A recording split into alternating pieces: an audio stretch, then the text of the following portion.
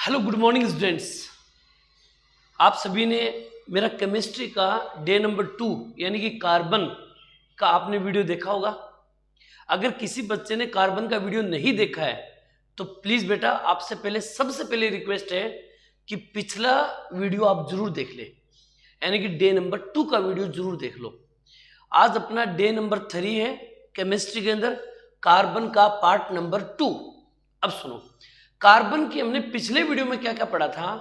Carbon के यौगिक पढ़ लिए थे और हाइड्रोकार्बन के यौगिक पढ़ लिए थे। आज हम पढ़ेंगे बेटा जी कार्बन के समस्थानिक और कार्बन के अपर रूप। क्लियर? चलिए सबसे पहले हम पढ़ेंगे बेटा जी कार्बन के दिख रहा होगा ना सब कार्बन के समस्थानिक, ठीक है ना। कार्बन के समस्थानिक, कभी कभी इसको बेवकूफ बनाने के लिए ये भी बोल सकते हैं प्राकृतिक समस्थानिक। क्लियर? ओके। अब सुनो, कार्बन के समस्थानिक या कार्बन के प्राकृतिक समस्थानिक तीन ही होते हैं बेटा जी। कितने होते हैं? तीन। हालांकि कहा जाता है कि दो और भी खोज हो चुकी है, लेकिन मुख्य रूप से तीन है, C12, C13 और C14। क्लियर? इसको हम लिखेंगे C12-6, इस तरह से लिख सकते हैं हम इसको हम लिख सकते हैं C13-6, इस तरह से हम लिख सकते हैं, और यहां पर लिख सकते हैं इसको ऐसे लिख सकते हैं। क्लियर? अब इसमें ज्यादा इंपॉर्टेंट बात कुछ भी नहीं है, सिर्फ दो ही बात याद रखना। कौन कौन सी बात? ये तो गया कार्बन का सांकेतिक रूप, कार्बन का सांकेतिक, कार्बन का सांकेतिक रूप, बस इतनी बात याद रखना।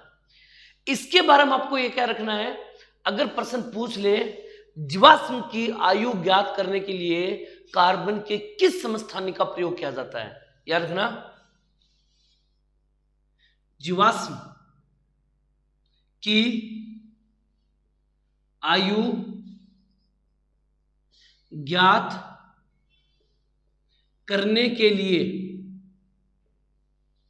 किस समस्थानिक का प्रयोग किया जाता है, तो याद रखना C14 का, समस्थानिक 14 का। समझ गए मेरी बात? ये बस समस्थानिक और में कुछ भी नहीं है। एक बार एग्जाम में प्रश्न आ चुका है कि कार्बन के कितने समस्थानिक है, कार्बन के कितने प्राकृतिक समस्थानिक है, तो तीन याद रखना, C12, C13, C14, केवल तीन। C12 ये कार्बन का सांकेतिक रूप हो गया, इसी तरह से दर्शाया जाता है कार्बन को भी, ठीक है ना। और ये हो गया बेटा जी C14, जीवाश्म की आयु ज्ञात करने के लिए किस समस्थानिक का प्रयोग किया जाता है, तो C14। ओके बेटा जी, इनको लिखिए, फिर हम पढ़ेंगे कार्बन के अपर रूप। नोट कीजिए फटाफट बेटा जी। चलिए बेटा जी, अब हम पढ़ते हैं कार्बन के अपर रूप। देखो बेटा सुनो, कार्बन के अपर रूप, कार्बन के अपर रूप। अब तुम खुद सोचो, कार्बन के जो अपर रूप होते हैं ना बेटा जी, उसको दो भागों में डिवाइड किया गया है। अब थोड़ा सोचना, दो कौन कौन से? एक तो तक क्रिस्टलीय और एक होता है अक्रिस्टलीय। एक होता है क्रिस्टलीय और एक कौन सा होता है? अक्रिस्टलीय। दो प्रकार के होते हैं, ठीक है ना। सर क्रिस्टलीय अपरूप किसे कहते हैं? भाई वो अपरूप जिनका हम डायग्राम बना सके, जिनका हम चित्र बना सके, जिनकी ज्यामितीय संरचना बना सकते हैं, यानी कि इनका चित्र बन सकता है, या हम दूसरी भाषा में कह सकते हैं इसको ज्यामिति रचना कर सकते हैं। समझ गए? जबकि इनकी कोई भी चित्र नहीं बन सकता, इनकी ज्यामितीय आकृति नहीं बन सकती। बताता हूं, रुको। अब तुम कहोगे सर जी जिनका चित्र बना सकते हैं वो क्रिस्टलीय, जिनका चित्र नहीं बना सकते हैं वो अक्रिस्टलीय। अब आप बोलोगे सर चित्र किस किस का, तो विशेष करके क्रिस्टलीय रूप के अंदर सबसे मेन आता है हीरा, हीरा के बाद में आता है ग्रेफाइट, ग्रेफाइट के बाद में आता है फुलरीन, इसको फुलरीन भी कहते हैं, और एक होता है ग्राफीन, ये एकदम से न्यू हुई अभी ग्राफीन। और अक्रिस्टलीय जैसे कोयला, जैसे खनिज, खनिज के अंदर विशेष करके लोहा, तांबा, जैसा आप समझ गए होंगे खनिज में टोटल, ठीक है ना। तारकोल, जिसको बोलते हैं चारकोल, चारकोल, ठीक है ना। इस तरह से अब मैं आपको समझाता हूँ, समझना आराम से बेटा। अगर मैं आपको ये कह दूं कि हीरे का चित्र बनाओ, भारत के किसी भी बालक से आप हीरे का चित्र बनवाओ, सब सेम बनाएंगे, टोटल सेम। लेकिन मैं कह दूं कोयले का चित्र बनाओ, क्या भारत के सभी बच्चे सेम कोयले का चित्र बनाएंगे? नहीं, कोई कैसे बनाएगा, कोई कैसे बनाएगा, क्योंकि इसकी आकृति फिक्स नहीं है। समझ गए? तो जिनकी आकृति फिक्स है उनको क्रिस्टलीय रूप, और जिनकी फिक्स नहीं है उनको अक्रिस्टलीय रूप। अब सुनो, मैं जब आपको ये टॉपिक पढ़ा रहा हूं तो ये बात ध्यान में रखना, ये जो चीजें, ये चीजें, ये है ना, इनको हम पढ़ेंगे जियोग्राफी में। किस में पढ़ेंगे बेटा जी? जियोग्राफी के अंदर। इसको हम जियोग्राफी में पढ़ेंगे, कोयला, लोहा, तांबा, जस्ता, तारकोल, ये सब का सब बस कहां पढ़ेंगे? जियोग्राफी के अंदर। याद रखना, इसको हम फिजिक्स में नहीं पढ़ेंगे बेटा जी, ये बात ध्यान रखना। हम सिर्फ इन चारों के बारे में पढ़ेंगे फिजिक्स के अंदर, सॉरी केमिस्ट्री के अंदर, इन चारों को चीजों को पढ़ेंगे, ठीक है ना। याद में फिर से बता देता हूं, अक्रिस्टलीय जो रूप होते हैं उनको हम जियोग्राफी में पढ़ेंगे, क्लियर। और जो क्रिस्टलीय रूप होते हैं ना बेटा जी, उनको हम अभी पढ़ेंगे। तो आज हम स्टार्ट करते हैं हीरा के बारे में, लेकिन उससे पहले तुम ये पूरा का पूरा बायोडाटा तैयार कर लो बेटा जी। ओके, करो बेटा। चलिए बेटा जी, अब हम पढ़ते हैं हीरा के बारे में।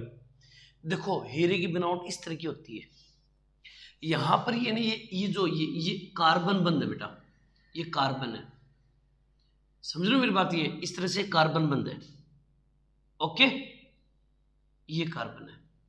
तो चलिए सबसे पहले हम हीरे के बारे में पढ़ते हैं, ध्यान से सुनना, एक एक पॉइंट बहुत ही जबरदस्त तरीके से बताऊंगा, ठीक है ना। सबसे पहले देखो बेटा जी हीरा, ध्यान सुनना, आराम से बता रहा हूं बेटा जी, सुनते जाना एक एक पॉइंट को, ठीक है ना। कार्बन का सबसे शुद्ध रूप, कार्बन का सबसे शुद्ध रूप कौन सा होता है? आप डायरेक्ट बोलोगे हीरा। कौन सा होता है बेटा जी? हीरा, क्लियर। पृथ्वी का सबसे कठोर तत्व कौन सा होता है? ठीक है ना, पृथ्वी का सबसे कठोर तत्व है, पदार्थ मान लो की बात है, ठीक है ना, पदार्थ, ठीक है ना। पृथ्वी का सबसे कठोर पदार्थ कौन सा है? तो याद रखना हीरा। हीरा पृथ्वी का सबसे कठोर पदार्थ है, याद रखना इस बात को, क्लियर। एक एक चीज को आराम आराम से देखते चलना बेटा जी। दूसरी बात, हीरा एक तो विद्युत तथा ताप का कुचालक होता है, ये बात अच्छी तरह से रखना। विद्युत और ताप का क्या होता है? कुचालक होता है। कभी कभी इस कुचालक को हम बोल सकते हैं अचालक, कुचालक या अचालक होता है, ये पॉइंट टू पॉइंट अच्छी तरह से याद रखना बेटा जी। विद्युत तथा ताप का कुचालक होता है हीरा। अच्छी तरह सुन लेना मेरे भारत के नौजवानों। ओके बेटा जी। कार्बन का सबसे शुद्ध रूप हीरा, पृथ्वी का सबसे कठोर पदार्थ हीरा, विद्युत तथा ताप का कुचालक या अचालक, ठीक है ना, कौन होता है? हीरा। लेकिन उष्मा का सुचालक होता है, ठीक है ना। उष्मा का क्या होता है? सुचालक होता है, याद रखना। विद्युत और ताप का तो होता है कुचालक, और उष्मा का क्या होता है बेटा जी? सुचालक करें। हीरे की शुद्धता का मात्रक, ठीक है ना, हीरे की शुद्धता का मात्रक क्या होता है? तो आप बोलोगे कैरेट। हीरे की शुद्धता का मात्रक क्या होता है? कैरेट। समझ में आई बात? ये अच्छी तरह देखना, एक भी प्रश्न नहीं छूटने दूंगा आप लोगों का। ध्यान से सुनना बेटा जी। आगे बढ़ते हैं। हीरे की शुद्धता का मात्रक, हीरा हमेशा रंगहीन,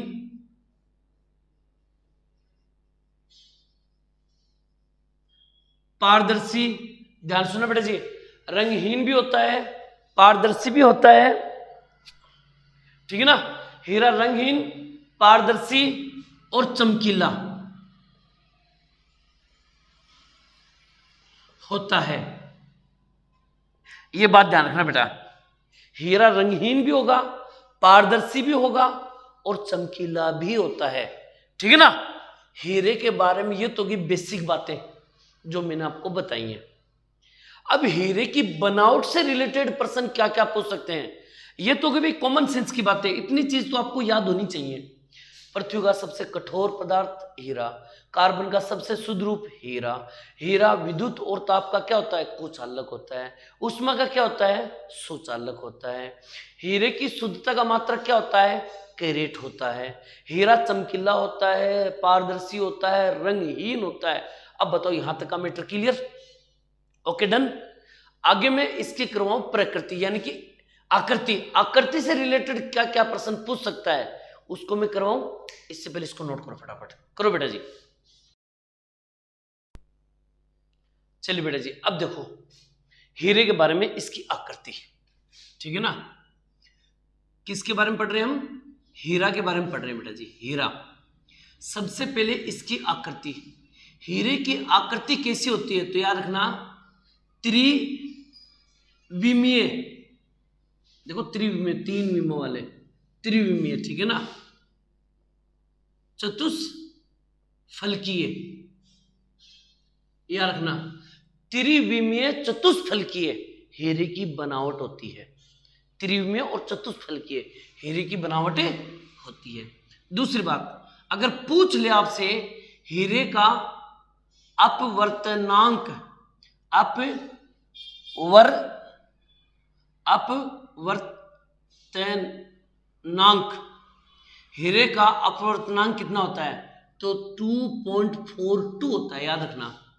दूसरी बात ये, हीरे के ये जो कार्बन होते हैं, कार्बन, एक कार्बन से दूसरे कार्बन के बीच की दूरी, इस दूरी कितनी होती है? तो हम बोलेंगे दो कार्बन के बीच की दूरी कितनी होती है? तो याद रखना 1.54 आर्मस्ट्रॉन्ग। आर्मस्ट्रॉन्ग ए के द्वारा दिशा है आर्मस्ट्रॉन्ग, या फिर इसको लिखेंगे 154 पिकोमीटर। पिकोमीटर, याद रखना 1.54 आर्मस्ट्रॉन्ग या 154 पिकोमीटर, याद रखिएगा बात को, ठीक है ना। उसके अलावा सर दूसरी बात यह कि जो कार्बन मिलके जो ये आकृति बनाते हैं तो वहां पर कोण बनता है। ये कोण, इसको बोलते हैं हीरे का बंद कोण। क्या बोलते हैं? बंद कोण। कितने डिग्री का होता है? तो 109 डिग्री 28 मिनट का इसका ये बंद कोण होता है। ये चार बातें विशेष करके याद रखना। आकृति होती है त्रिविमीय, अपवर्तनांक होता है 2.42, दो कार्बन के बीच की दूरी 154 पिकोमीटर या 1.54 आर्मस्ट्रॉन्ग, या इसका बंद कोण होता है 109 डिग्री 28 मिनट। इतनी बात आपके चित्र समझ में आ गई होगी। ये तो होगी हीरे की कहानी। अब इसके प्रयोग, ठीक है ना, हीरे के क्या क्या प्रयोग किए जाते हैं वो दोनों भी चीज लिख लो। तीन चीजें, बस तीन चीजें प्रयोग में, तीन चीजें क्या क्या, कांच व पत्थर काटने में इसका प्रयोग किया जाता है। आभूषण, आभूषण बनाने में इसका प्रयोग किया जाता है। तीसरा इंपॉर्टेंट बात, इसके अंदर आभूषण के अलावा इसमें इंपॉर्टेंट बात याद रखना, ग्रामोफोन, ग्रामोफोन की सुई में इसका प्रयोग किया जाता है। क्लियर? हीरे की सिर्फ ये तीन बातें। हीरे की मैंने शुरू में क्या बताया, सबसे कठोर पदार्थ होता है, कार्बन का शुद्ध रूप होता है, विद्युत और ताप का कुचालक होता है, उष्मा का सुचालक होता है, ठीक है, रंगहीन होता है, पारदर्शी होता है, चमकीला होता है, केरेट उसकी शुद्धता का मात्रक होता है। फिर मैंने बताया हीरे की बनावट से रिलेटेड बातें तो आपको मैंने बता दी हैं। उसके बाद में इसके क्या क्या प्रयोग है, और इसी के साथ हीरे की कहानी समाप्त। आगे मैं ग्रेफाइट स्टार्ट करूं, उसको नोट कर लो बेटा जी, फटाफट कीजिए बेटा नोट। चलिए भी अगला देखो, ग्रेफाइट। ग्रेफाइट में ध्यान रखना, ग्रेफाइट जो है ना वो ग्रेफो, याद रखना, ग्रेफाइट जो है वो ग्रेफो शब्द से बना है, ठीक है ना, ग्रेफो शब्द से बना है। इस ग्रेफो शब्द का मतलब होता है टू राइट। टू राइट का मतलब होता है लिखना। ये तो गया इसका शाब्दिक अर्थ। ग्रेफो, ग्रेफाइड ग्रेफो शब्द से बना है। ग्रेफो शब्द का मतलब होता है टू राइट। टू राइट का मतलब क्या होता है, लिखना, लिखना, लिखना, टू राइट, ग्रेफो, ग्रेफाइड। क्लियर? अब इससे रिलेटेड बातें, ग्रेफाइड जो होता है ना बेटा जी, वो परतों में रहता है, परत। जैसे मैं आपको बताऊं, जैसे ये है, ये दो परत, ये इस तरह से परत परत परत, कभी कभी ये परत ऐसे स्लिप हो जाती है, परत स्लिप हो जाती है ना, ये परत परतों में रहता है। ग्रेफाइट कैसे रहता है, एक के ऊपर एक, एक के ऊपर एक, ऐसे ऐसे परत रहती है, ठीक है ना। जब भी कभी होते तो वो स्लिप भी कर जाती है, इससे फिसल जाती है, एक परत दूसरी परत के ऊपर फिसल जाती है, ठीक है ना। इस तरह से ये परतें रहती है एक दूसरे को, ये परत एक, दूसरी इसके ऊपर, तीसरी इसको, इस तरह से ये परतों में रहती है। क्लियर? तो ग्रेफाइट किस में होती है, परतों में रहती है। इसके बारे में डिटेल से बताऊं, पहले ये बायोडाटा इसका नोट है, कर लो बेटा जी, करो बेटा ने नोट। चलिए बेटा जी करते हैं स्टार्ट। देखो ग्रेफाइट, ठीक है ना, पहले तो इसके ना कुछ बातें सीख लो ग्रेफाइट से रिलेटेड। कौन कौन सी बातें? नंबर एक, इसका जो रंग होता है ग्रे से, आपको पता चला इसका रंग भी ग्रे होता है। ग्रे में ना गहरा धूसर रंग, स्लेटी रंग, ठीक है ना, तो यानी क्या, गहरा धूसर, जिसको इंग्लिश में कहते हैं ग्रे, इसका रंग ग्रे होता है बेटा जी, स्लेटी रंग होता है। अब देखो इसके अंदर एक बात और याद रखना बेटा जी, क्या बात याद रखना है, यह है, ठीक है ना, विद्युत तथा उष्मा का, दोनों का, किस किस का, विद्युत का और उष्मा का सुचालक होता है, सुचालक होता है, याद रखना भी, उष्मा और विद्युत इन दोनों का ये सुचालक होता है ग्रेफाइट। रट लेना अच्छी तरह से, ग्रेफाइट जो है वो विद्युत तथा उष्मा का क्या होता है, सुचालक होता है, और ताप का कुचालक होता है, रखना, ताप का कुचालक होता है, ताप का कुचालक होता है। ये बातें याद रखिएगा प्लीज, ठीक है ना। हीरा और ग्रेफाइट में गड़बड़ मत कर देना तुम लोग। विद्युत तथा उष्मा का सुचालक होता है, जबकि ताप का क्या होता है, कुचालक होता है। इसके अलावा ग्रेफाइट को जलाने पर ये प्रश्न एग्जाम में आ चुका भी। ग्रेफाइट को जलाने पर carbon dioxide, carbon dioxide gas बनती है या निकलती है। निकलना या बनना एक ही बात है, ठीक है ना। याद रखना, अगर तुम ग्रेफाइट को जलाओगे तो कार्बन डाइऑक्साइड गैस बनती है। इसके अलावा एक बात और रख लेना, ग्रेफाइट कभी भी क्लोरीन के साथ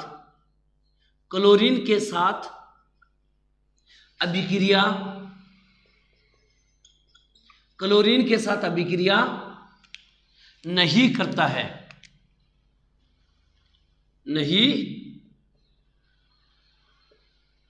है, याद रखना, क्लोरीन के साथ कभी भी अभिक्रिया नहीं करता है। कौन? ग्रेफाइट। ये थी इसकी मुख्य बातें, मतलब नॉर्मल बातें जो आपको याद होनी ही चाहिए। ओके, अब इसकी बनावट से रिलेटेड मैं बातें बताऊं, उससे पहले आप इसको नोट कर लो, फटाफट कीजिए बेटा। चलिए बेटे जी आगे देखो, अब इसकी मैं बनावट बताता हूं, सुनिएगा। सबसे पहले ग्रेफाइट की आकृति कैसे होती है? आकृति, तो आप बोलोगे सर इसकी आकृति होती है परतदार। कौन सी होती है?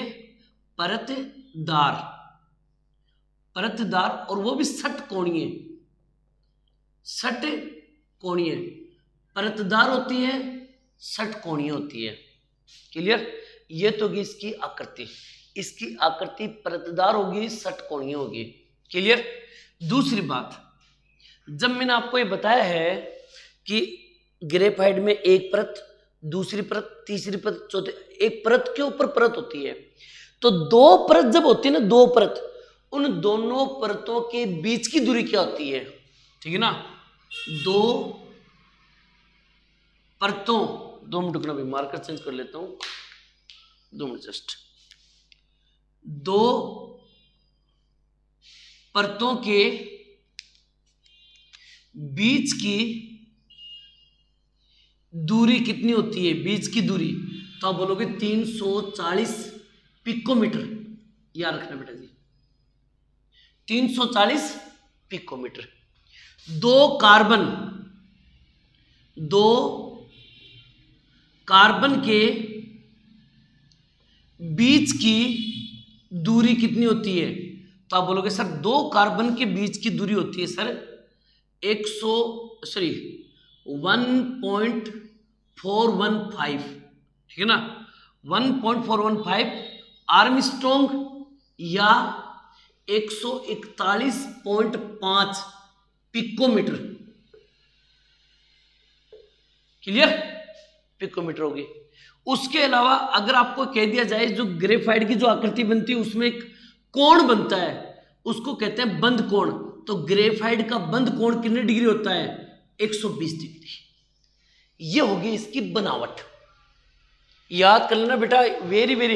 इसीलिए मैंने क्या बोला था, मैं कार्बन के ओनली अपर रूप पढ़ाऊंगा आप लोगों को, एग्जाम में प्रश्न यहीं से आते हैं, समझे बात को।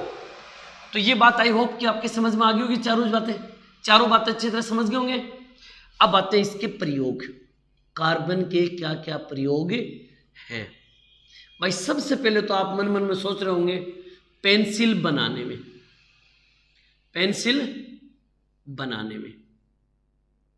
सबसे पहले। दूसरा काला पेंट बनाने में, काले रंग का जो पेंट करते हैं ना हम, वो पेंट बनाने में। तीसरी बात शुष्क स्नेहक, जिसको बोलते हैं ग्रीस, ठीक है ना, बनाने में। परमाणु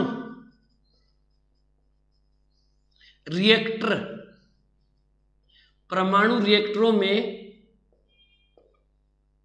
मंदक के रूप में किसका प्रयोग किया जाता है? ग्रेफाइट का प्रयोग किया जाता है। याद रखना बेटा जी, ठीक है ना। एक और याद रखना, इलेक्ट्रोड बनाने में,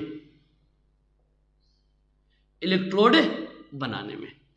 ये बात अच्छी तरह से दिमाग में फीड कर लेना कि मैंने किस किस के बारे में आपको बताया है, ठीक है ना। ये होगा इसके आकृति के बारे में, इसकी बनावट के बारे में, ये होगी इसके प्रयोग, उससे पहले उसकी विशेषताएं बताई थी मैंने, ठीक है ना। ये तीनों चीज याद कर लीजिएगा। ऐसे मैंने हीरे के बारे में लिखवाया है। और हाँ, एक बात और बता दूं, ठीक है ना, एक बात और सुन लो बेटा जी, अगर जो बच्चा ये वीडियो मेरा पहली बार देख रहा है, मुझसे रिक्वेस्ट करूंगा कि इससे पहले एक बार पीछे वाला वीडियो देख लो, क्योंकि वो भी कार्बन का है। अगर वो वीडियो देख लोगे ना तुम, तो ये वीडियो और भी अच्छा लगेगा आपको, ठीक है ना। इसलिए प्लीज बेटा पीछे वाला वीडियो पहले देखो। Okay, done done done done. चलो नोट करो इसको फटाफट। चलिए बेटा जी, करते हैं अगला स्टार्ट। अगला स्टार्ट है फुलेरीन, फुलरीन या बक्की बोल, तीनों एक ही मतलब है। फुलेरीन बोल दो, फुलरीन बोल दो, बक्की बोल दो, एक ही बात है, ठीक है ना। सबसे पहले इसकी जो खोज है ना, खोज, इसकी खोज किसने की थी, को बता सकता है? बकमिंस्टर फुलर ने की थी, याद रखना। किसने की थी?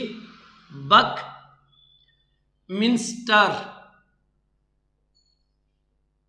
फुलर ने इसकी खोज की थी। और इसी फुलर के नाम पे इसका नाम क्या रखा गया? फुलरीन रखा गया। इसकी जो संरचना होती है ना, संरचना, वो फुटबॉल जैसी होती है, फुटबॉल जैसी होती है। क्लियर? ये एक बात रख लेना, ये विद्युत का कुचालक होता है। विद्युत का क्या होता है? कुचालक होता है। विशेष करके अलग अलग प्रकार के फुलरीन पाए जाते हैं, ठीक है ना। फुलेरीन, फुलेरीन के प्रकार, फुलरीन के प्रकार जैसे C50, C60, C70, ठीक है ना, C70, ये अलग अलग प्रकार के फुलरीन पाए जाते हैं। क्लियर? इनमें सबसे इंपॉर्टेंट होता है C60 फुलरीन, और इसी का नाम बक्की बोल होता है। C60 को ही बक्की बोल बोला जाता है। तो ये ज्यादातर एग्जाम में प्रश्न पूछा जाता है, ठीक है ना। अगर पूछ ले कि सबसे बेस्ट या सबसे अच्छा फुलरीन कौन सा है, तो वो C60 है। इसके बारे में आपको और भी बायोडाटा बताऊं, इससे पहले पूरा नोट कर लो फटाफट। कीजिए बेटा जी। चलिए बेटा आगे देखो। फुलरीन, फुलरीन C60, अगर आपसे पूछा जाए सबसे अच्छा फुलेरीन, सबसे अच्छा फुलरीन कौन सा है, तो आप बोलोगे C60।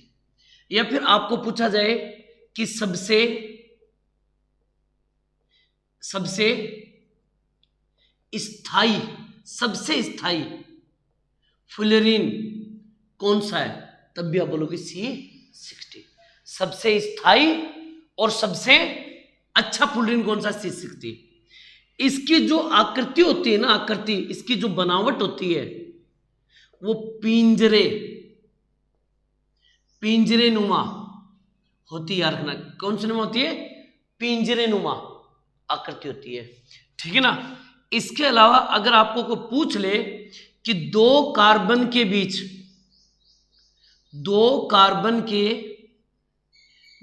की दूरी बताओ, दो कार्बन के बीच की दूरी बताओ, तो याद रखना 1.30 आर्मस्ट्रॉन्ग या 130 पिकोमीटर, ये इसकी बनावट है भाई, ठीक है ना। सिर्फ इतनी सी बात, और कुछ याद रखने की जरूरत है नहीं आपको। ओके बेटा जी, सिर्फ इतनी बात। अब इसका प्रयोग और सुन लो भाई। इसका प्रयोग क्या होता है? तो इसका प्रयोग एक है, वो अच्छी तरह से याद कर लेना।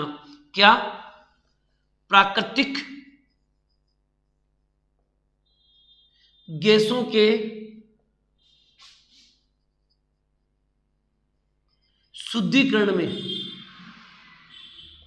प्राकृतिक गैसों के शुद्धिकरण में किसका प्रयोग किया जाता है?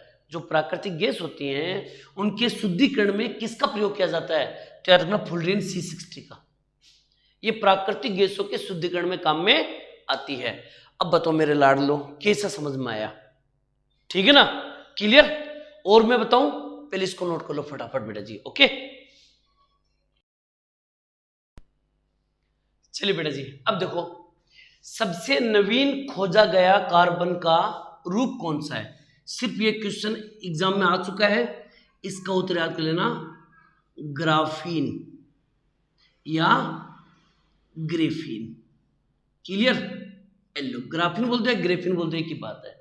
और इसी के साथ कार्बन का अपर रूप और कार्बन का चैप्टर खत्म। बेटा जी सुनो गौर से, अगर तुम वास्तव में एग्जाम में पास होना चाहते हो, रियल में तुम ये कहना चाहते हो घर वालों को कि हाँ मैं पास होकर दिखाऊंगा, तो बेटा मेरे चैप्टर को रट लेना, बढ़िया तरीके से रट लेना, गारंटी कर रहा हूं बेटा जी। एग्जाम में जब प्रश्न आएगा तो इसी से आएगा, वरना नहीं आएगा। आप देखना, यकीन करके देखो, मैं डायलॉग बाजी नहीं मार रहा हूं बेटा जी, करके देखना, उसके बाद देखना तुम और ये कहना कि हाँ सर वास्तव में आपका आया पढ़ाया हुआ, आपका आया है, गारंटी कर रहा हूं मैं आपसे। ठीक है ना? और प्लीज बेटा अगर आपको चैप्टर अच्छा लगे तो प्लीज बेटा शेयर कीजिए, सब्सक्राइब कीजिए, चैनल का बेल आइकन दबाइए और कमेंट तो जरूर किया करो। कमेंट में बड़े तुम लूज हो बेटा, ठीक है ना? कम से कम ऐसे लिख दिया करो हाँ सर अच्छा लग रहा है, तो भी अच्छा लगता है कि वास्तव में बच्चे पढ़ रहे हैं। तो प्लीज बेटा शेयर जरूर कीजिए। और शेयर करने से पहले मैं बता दूं, सच में तुम्हारे अंदर को जज्बा है पास होने का और दिल से तुम ये कहते हो कि मैं पास होना चाहता हूं, तैयारी करके दिखाओ, तैयारी करके दिखाओ और रट के दिखाओ बेटा जी। ओके, मिलते हैं नेक्स्ट चैप्टर में, तब तक अलविदा, जय हिंद, जय भारत, थैंक यू बेटा।